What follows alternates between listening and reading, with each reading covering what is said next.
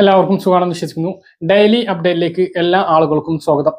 നാളെ മാർച്ച് 24-ാം തീയതിയും തുറന്നുള്ള ദിവസങ്ങളിലും നിങ്ങൾ ശ്രദ്ധിക്കേണ്ട വളരെ പ്രധാനപ്പെട്ട കാര്യങ്ങളാണ് ഈ ഒരു വീഡിയോയിൽ വ്യക്തമാക്കുന്നത്.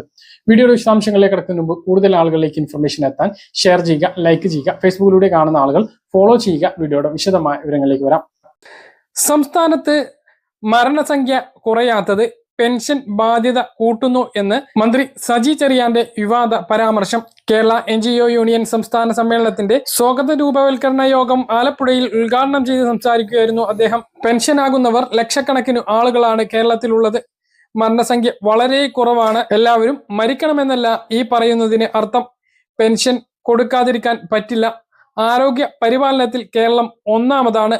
അതും വലിയ പ്രശ്നമാണ്. ജനിക്കുന്നത് മാത്രമല്ല മരിക്കുന്നതും കുറവാണ്. 80, 90, 100 വയസ്സുവരേക്ക് ജീവിക്കുന്നവർ ഇവിടെയുണ്ട്. 94 വയസ്സായ അമ്മ പെൻഷൻ വാങ്ങുന്നു. എന്തിനാണ് നിങ്ങൾക്കൊക്കെ പെൻഷൻ എന്ന് താൻ അമ്മയോട് തന്നെ ചോദിച്ചിട്ടുണ്ട് എന്നും മന്ത്രി പറഞ്ഞു. വല്ലാത്തൊരു സംസാരമായി പോയി മന്ത്രിയുടേത്. 80 വയസ്സ് കഴിഞ്ഞാൽ മരിക്കണം എന്ന് തന്നെയാണ് അദ്ദേഹം പറയുന്നത്. എല്ലാവരും മരിക്കണം എന്നല്ല ഇതിനർത്ഥം എന്ന് അദ്ദേഹം ഇടയ്ക്ക് പറയുന്നുണ്ട്. എങ്കിലും കേരളം ആരോഗ്യരംഗത്ത് വളരെയധികം കൂടുതലായതുകൊണ്ട് തന്നെ മരണനിരക്ക് കുറവാണ്. അതുകൊണ്ട് ആയുസ് കൂടുതലാണ്. അത് വലിയ പ്രശ്നമാണ് എന്ന് അദ്ദേഹം പറയുന്നു. ഇതിനിടയിൽ അദ്ദേഹം സ്വന്തം അമ്മയുടെ കാര്യവും പറയുന്നു. അപ്പോ ഇതേക്കുറിച്ച് നിങ്ങളുടെ അഭിപ്രായങ്ങൾ പറയുക. കൂടുതൽ ഞാനൊന്നും പറയുന്നില്ല. ആദ്യത്തെ അറിയിപ്പ്: സംസ്ഥാനത്തെ 62 ലക്ഷം പെൻഷൻ ഗുണഭോക്താക്കളിൽ മസ്റ്ററിംഗ് പൂർത്തീകരിച്ചിട്ടുള്ള എല്ലാ ആളുകൾക്കും 1600 രൂപയാണ് വ്യാഴാഴ്ച മുതൽ വിതരണം ആരംഭിക്കുന്നത്. 26.46 ലക്ഷം ഗുണഭോക്താക്കൾക്ക് ബാങ്ക് അക്കൗണ്ടുകളിലേക്കാണ് 1600 രൂപ വീതം ക്രെഡിറ്റ് ആകുക. അത് വ്യാഴാഴ്ച മുതൽ തന്നെ അക്കൗണ്ടുകളിലേക്ക് എത്തിത്തുടങ്ങും. അതേസമയം കയ്യിൽ സ്വീകരിക്കുന്ന ആളുകൾക്ക് സർവീസ് സഹകരണ സംഘം ജീവനക്കാർ മുഖേന വീടുകളിൽ എത്തിച്ചു നൽകുകയും ചെയ്യും. കേന്ദ്ര പെൻഷൻ പദ്ധതിയിൽ ഉൾപ്പെട്ടിട്ടുള്ള 8.5 ലക്ഷത്തോളം ആളുകൾക്ക് പെൻഷൻ വിതരണം ചെയ്യുന്നതിന് വേണ്ടി 26.36 കോടി രൂപ കൂടി അനുവദിച്ചതായി ധനമന്ത്രി KN ബാലഗോപാൽ അറിയിച്ചിട്ടുണ്ട്. അതായത് 300, 200, 500 കുറവുള്ള ആളുകൾക്ക് വിതരണം ചെയ്യാനുള്ള തുക കൂടി സംസ്ഥാന സർക്കാർ കണ്ടെത്തി അനുവദിച്ചിട്ടുണ്ട്. അപ്പം അത് പിന്നീടായിരിക്കും എത്തിച്ചേരുക. 300 കുറവുള്ള ആളുകളുണ്ടല്ലോ, അവർക്ക് പിന്നീടാണ് ആ തുക എത്തിച്ചേരുക. എങ്കിൽ പോലും ആ ഒരു തുക കൂടി സംസ്ഥാന സർക്കാർ അനുവദിച്ചിട്ടുണ്ട്. 1.5 വർഷത്തിലധികമായി കേന്ദ്രം ആ ഒരു തുക നൽകുന്നില്ല. അത് അവിടെ കുടിശ്ശികയായി കിടക്കുകയാണ്. എങ്കിലും സംസ്ഥാന സർക്കാർ അത് വിതരണം ചെയ്യുന്നുണ്ട്. അപ്പം ആ ഒരു തുക കൂടി ഇപ്പോൾ അനുവദിച്ചിട്ടുണ്ട്. പെൻഷൻ വിതരണം വ്യാഴാഴ്ച മുതലാണ് ആരംഭിക്കുക എന്നുള്ളതാണ് പ്രധാനപ്പെട്ട അറിയിപ്പുകളായിട്ട് പറയാനുള്ളതും. ഇതോടൊപ്പം ചേർത്ത് പറയേണ്ട മറ്റൊരു പ്രധാനപ്പെട്ട കാര്യം, നാളെ 24-ാം തീയതി മുതൽ കെട്ടിട നിർമ്മാണ തൊഴിലാളി പെൻഷൻ 1 മാസത്തേത് വിതരണം ചെയ്യും എന്നാണ് അറിയിപ്പ് വന്നിട്ടുള്ളത്. അത് ഉദ്യോഗസ്ഥ തലത്തിൽ നിന്നുള്ള അറിയിപ്പാണ്. അപ്പോൾ നാളെ മുതൽ കെട്ടിട നിർമ്മാണ തൊഴിലാളി പെൻഷനും പ്രതീക്ഷിക്കാം. ബാങ്ക് അക്കൗണ്ടുകളിലേക്കാണ് ആ ഒരു തുകയും എത്തിച്ചേരുന്നത്. അപ്പോൾ അവർക്ക് 1600 രൂപയായിരിക്കും ലഭിക്കുക. കെട്ടിട നിർമ്മാണ തൊഴിലാളി പെൻഷൻ ലഭിക്കുന്ന ക്ഷേമ പെൻഷൻ കൂടി ഉൾപ്പെട്ടിട്ടുള്ള ആളുകൾക്ക് ഇത് 1600-ഉം മറ്റേത് 600 രൂപയുമായിരിക്കും എത്തിച്ചേരുക. അപ്പൊ അങ്ങനെയാണ് പെൻഷൻ വിതരണം ഉള്ളത്. അപ്പോൾ മസ്റ്ററിംഗ് പൂർത്തീകരിച്ചിട്ടുള്ള എല്ലാ ആളുകൾക്കും ഈ ഒരു പെൻഷൻ എത്തിച്ചേരുന്നതാണ്. 27-ാം തീയതി വ്യാഴാഴ്ച മുതലാണ് ക്ഷേമ പെൻഷൻ വിതരണം ആരംഭിക്കുന്നത്. 24-ാം തീയതി നാളെ മുതലാണ് കെട്ടിട നിർമ്മാണ തൊഴിലാളി പെൻഷൻ വിതരണം ആരംഭിക്കുന്നത്. അപ്പൊ ഇതാണ് ആദ്യത്തെ അറിയിപ്പായിട്ട് നിങ്ങളെ അറിയിക്കാനുള്ളത്.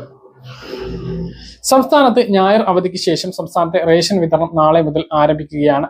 മറ്റന്നാൾ മുതൽ സംസ്ഥാനത്ത് റംസാൻ ചന്തകളും ആരംഭിക്കുകയാണ്. സപ്ലൈകോയ്ക്ക് റംസാൻ, ഈസ്റ്റർ, വിഷു ചന്തകൾ ആരംഭിക്കുന്നതിന് വേണ്ടി ധനവകുപ്പ് 100 കോടി രൂപ അനുവദിച്ചത് കഴിഞ്ഞ ആഴ്ചയാണ്. അത് പ്രകാരമാണ് വ്യാഴാഴ്ച മുതൽ ചന്തകൾ ആരംഭിക്കുന്നത്. എല്ലാ ജില്ലാ ആസ്ഥാനങ്ങളിലും റംസാൻ ചന്തകൾ ഉണ്ടാകും. 25-ാം തീയതി മുതൽ 31-ാം തീയതി വരെയാണ് ചന്തകൾ പ്രവർത്തിക്കുക. അതിനുശേഷം ഏപ്രിൽ 9-ാം തീയതി മുതൽ 19-ാം തീയതി വരെ വിഷു, ഈസ്റ്റർ ചന്തകളും പ്രവർത്തിക്കുന്നതാണ്. റംസാൻ ചന്തകളിൽ ബിരിയാണി അരിക്കും മസാല പൊടികൾക്കും പ്രത്യേക വിലക്കിഴിവ് ഉണ്ടാകും എന്ന് ഭക്ഷ്യമന്ത്രി GR അനിൽ വ്യക്തമാക്കിയിട്ടുണ്ട്. കൂടാതെ 13 ഇനം സബ്സിഡി സാധനങ്ങളും ഫെയറുകളിൽ നിന്നും ലഭിക്കുന്നതാണ്. എല്ലാ റേഷൻ കാർഡുള്ളവർക്കും ഈ വിഹിതങ്ങൾ ലഭിക്കുന്നതാണ്. മറ്റൊരു പ്രധാനപ്പെട്ട കാര്യം പറയാനുള്ളത്, ഈ മാസത്തെ റേഷൻ ഇനി വാങ്ങാൻ വളരെ കുറച്ച് ദിവസങ്ങളാണുള്ളത്. ഇനിയും വാങ്ങാത്ത ആളുകൾ മാർച്ച് മാസത്തെ റേഷൻ ഉടനെ പോയിട്ട് കൈപ്പറ്റണമെന്ന് കൂടി ഓർമ്മിപ്പിക്കുന്നു. റേഷൻ കാർഡിൽ മുൻഗണനാ വിഭാഗത്തിലെ റേഷൻ കാർഡിൽ മസ്റ്ററിംഗ് പൂർത്തിയാക്കാത്തത് മൂലം റേഷൻ മുടങ്ങിയിട്ടുള്ള ഒരുപാട് ആളുകളുണ്ട്. അവരുടെ മസ്റ്ററിംഗ് ഉടൻ പൂർത്തീകരിക്കണം. ഇനി അവർ സ്ഥലത്തില്ല എങ്കിൽ അവരെ NRK വിഭാഗത്തിലേക്ക് മാറ്റുകയും വേണം. ഇല്ല എങ്കിൽ അവരെ എന്നേക്കുമായിട്ട് ഈ റേഷൻ കാർഡിൽ നിന്ന് ഒഴിവാക്കുന്നതാണ് എന്നുള്ളതാണ് പ്രധാനമായിട്ട് മറ്റൊരു കാര്യം ഓർമ്മിപ്പിക്കാനുള്ളത്. മറ്റൊന്ന്, റേഷൻ കാർഡിലല്ല സ്കൂൾ ഉച്ചഭക്ഷണ പദ്ധതിയിൽ ഉൾപ്പെട്ടിട്ടുള്ള 28 ലക്ഷത്തോളം കുട്ടികൾക്ക് സ്കൂളിൽ നിന്നും 4 കിലോ വീതം അരി വിതരണം ചെയ്യുമെന്ന് പൊതുവിദ്യാഭ്യാസ മന്ത്രി വി ശിവൻകുട്ടിയും അറിയിച്ചിട്ടുണ്ട്. അതിന്റെ വിതരണം സ്കൂൾ പൂട്ടുന്നതോടുകൂടി വരും ദിവസങ്ങളിൽ ആരംഭിക്കുന്നതാണ്. യൂണിഫോം അലവൻസ് 600 രൂപ കുട്ടികൾക്ക് ലഭിക്കുന്നതാണ്.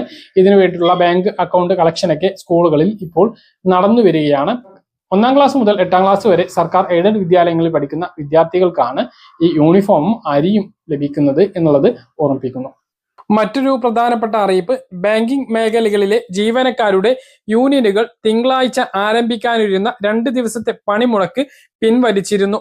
ബാങ്കുകൾ ആഴ്ചയിൽ 5 ദിവസം പ്രവർത്തിക്കുന്നത് ഉൾപ്പെടെയുള്ള കാര്യങ്ങൾ കേന്ദ്ര തൊഴിൽ കമ്മീഷനിൽ നിന്നും ഉറപ്പ് ലഭിച്ചതിന്റെ അടിസ്ഥാനത്തിലാണ് സമരത്തിൽ നിന്നും പിന്മാറിയത് എന്നാണ് യൂണിയൻ നേതാക്കൾ ഇപ്പോൾ അറിയിച്ചിട്ടുള്ളത്. പണിമുടക്ക് പിൻവലിച്ചതോടെ സാമ്പത്തിക വർഷത്തിന്റെ അവസാന നാളുകളിൽ ബാങ്ക് ഇടപാടുകളിലെ തടസ്സങ്ങൾ മാറി. ബാങ്ക് ജീവനക്കാരുടെ 9 സംഘടനകൾ ഉൾപ്പെടുന്ന United forum of bank unions ആണ് 2 ദിവസത്തെ പണിമുടക്കിന് ആഹ്വാനം ചെയ്തിരുന്നത്. എല്ലാ ശനിയാഴ്ച ദിവസങ്ങളിലും അവധിയാക്കുക, അതായത് ബാങ്കിന്റെ പ്രവൃത്തി ദിവസം ആഴ്ചയിൽ 5 ദിവസമാക്കുക, പുതിയ നിയമനങ്ങൾ നടക്കുക, താൽക്കാലിക ജീവനക്കാരെ സ്ഥിരപ്പെടുത്തുക തുടങ്ങിയവയാണ് ഇതിന്റെ പ്രധാന ആവശ്യങ്ങൾ. മറ്റൊരു പ്രധാനപ്പെട്ട അറിയിപ്പ്, 8-ാം ക്ലാസ് പരീക്ഷാ ഫലം ഏപ്രിൽ 4-ന് പ്രഖ്യാപിക്കും. എഴുത്തു പരീക്ഷയിൽ മിനിമം മാർക്ക് ഈ അധ്യയന വർഷം നടപ്പിലാക്കുന്നതിന്റെ ഭാഗമായാണിത്. 8-ാം ക്ലാസ്സിൽ 30% മാർക്ക് നേടാത്തവർക്ക് പഠന പിന്തുണ നൽകി ഏപ്രിൽ അവസാനത്തിൽ വീണ്ടും പരീക്ഷ എഴുതിക്കാനാണ് ഫലപ്രഖ്യാപനം നേരത്തെയാക്കുന്നത്. മന്ത്രി വി ശിവൻകുട്ടിയുടെ അധ്യക്ഷതയിലുള്ള വിദ്യാഭ്യാസ ഗുണമേന്മ സമിതിയുടെ തീരുമാനം 8-ാം ക്ലാസ്സിൽ മൊത്തം 50 മാർക്കിൽ 40 മാർക്കിനാണ് എഴുത്തു പരീക്ഷ. ഇതിൽ 12 മാർക്ക് നേടാത്തവരുടെ പട്ടിക ക്ലാസ് ടീച്ചർ ഏപ്രിൽ 5-ന് തയ്യാറാക്കും.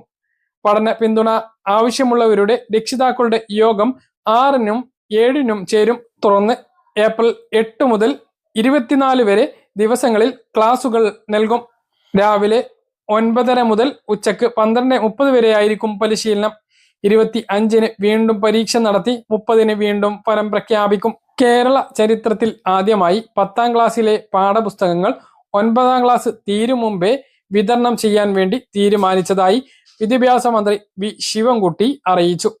മറ്റൊരു പ്രധാനപ്പെട്ട അറിയിപ്പ്, 60 വയസ്സ് കഴിഞ്ഞിട്ടുള്ളവർക്ക് ആശ്വാസമേകുന്ന വളരെ പ്രധാനപ്പെട്ട ഒരു ഉത്തരവ് പുറപ്പെടുവിച്ചിട്ടുണ്ട്.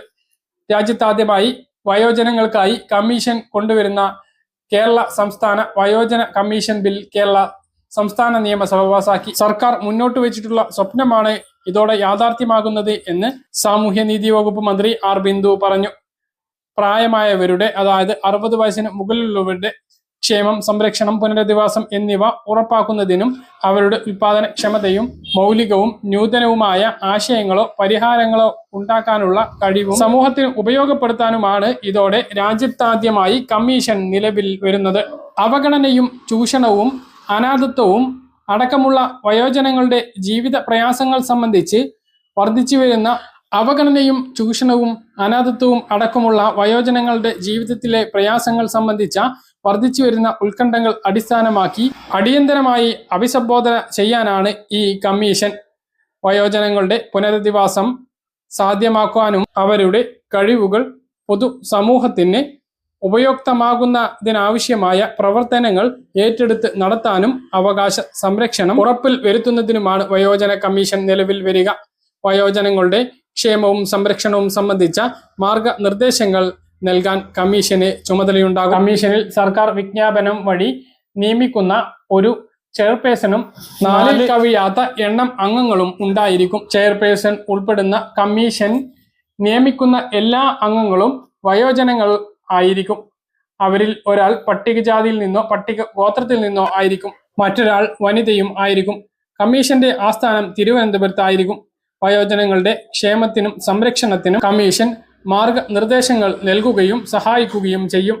അവർക്ക് പുനരധിവാസം ആവശ്യമായുള്ളിടത്ത് സർക്കാരുമായി സഹകരിച്ച് അത് സാധ്യമാക്കുന്നതിനും ഏതെങ്കിലും തരത്തിലുള്ള നിയമസഹായം ആവശ്യമുള്ളിടത്ത് അത് കമ്മീഷൻ ലഭ്യമാക്കുമെന്നും മന്ത്രി പറഞ്ഞു. ക്ഷേമ പെൻഷൻ ഉൾപ്പെടെ വയോജനങ്ങൾക്ക് മാത്രമായിട്ട് ലഭിക്കുന്ന നിരവധി ഉദ്യോഗസ്ഥ വീഴ്ച കൊണ്ടെല്ലാം ഇത് മുടങ്ങുകയാണ് എങ്കിൽ അതിനെല്ലാം കമ്മീഷനിൽ പരാതിപ്പെടാനുള്ള ഒരു അവസരമാണ് വരുന്നത് എന്നുള്ളത് മനസ്സിലാക്കുക.